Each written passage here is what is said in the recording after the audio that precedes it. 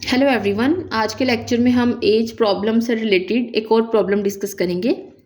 Problem given है कि a father is 4 times as old as his son. In 20 years the father will be twice as old as his son. Find the present age of each.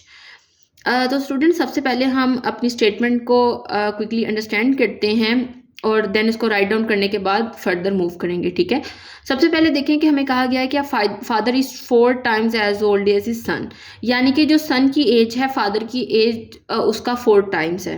That means कि अगर मैं late कर लेती हूँ कि as of sun x है, देखिए हमें एज ऑफ सन गिवन नहीं है, तो जस्ट आप इसको सपोज कर लें कि that is equal to some number that is x. This is our equation number 1। और फर्स्ट स्टेटमेंट के अकॉर्डिंग फादर की एज उसका क्या होगी, 4 टाइम्स। ठीक है, यानी कि 4 टाइम्स का मतलब है कि हम उसको 4 से मल्टीप्लाई करेंगे।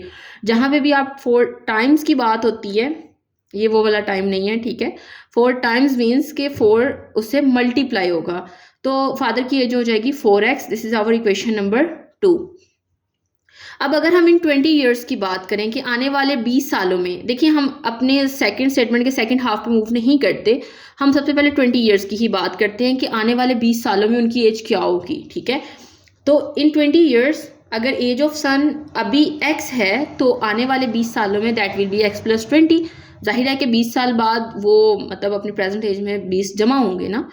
इसी तरह से एज ऑफ फादर जो होगी वो भी 4x प्लस 20 हो जाएगी।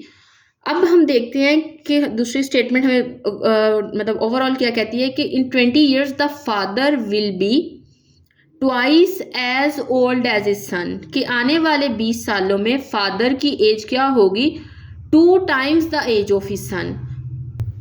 तो दैट मीन्स कि हम इसको लिख सकते हैं कि फादर एज जो है वो होगी 2 टाइम्स, मीन्स 2 मल्टीप्लाई या ट्वाइस का भी वही मतलब होता है कि 2 टाइम्स। ठीक है, 2 टाइम्स हो जाएगी एज ऑफ सन के।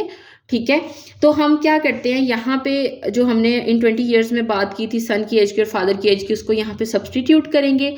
लाइक सन की एज थी x प्लस 20, तो 2 से मल्टीप्लाई होगा और फादर एज आ गई। देन हमने इसको फर्दर सिंप्लीफाई किया, तो हमारे पास सन की एज जो है that is equal to 10 years. Like this is the present age. जो हमारी सपोजिशन थी वहाँ पे हमने प्रेजेंट एज लेट की थी जो कि x के इक्वल थी। अब हमने फादर एज फाइंड करनी है, तो हम इक्वेशन नंबर 2 को यूटिलाइज करेंगे और सिंपली x की जब वैल्यू को पुट करेंगे तो डेट विल बिकम 40 ईयर्स। ठीक है, and this is our required answer कि ये सन की एज जो है वो अभी 10 ईयर्स है और फादर की एज जो है दैट इज़ 40 ईयर्स। तो स्टूडेंट्स, जो एज प्रॉब्लम्स होते हैं हमने इस तरह से क्विकली अंडरस्टैंड करते हैं और उसको सॉल्व आउट करते हैं। अगर आपका कोई भी क्वेश्चन है तो आप कमेंट्स में मुझसे पूछ सकते हैं। Thank you very much.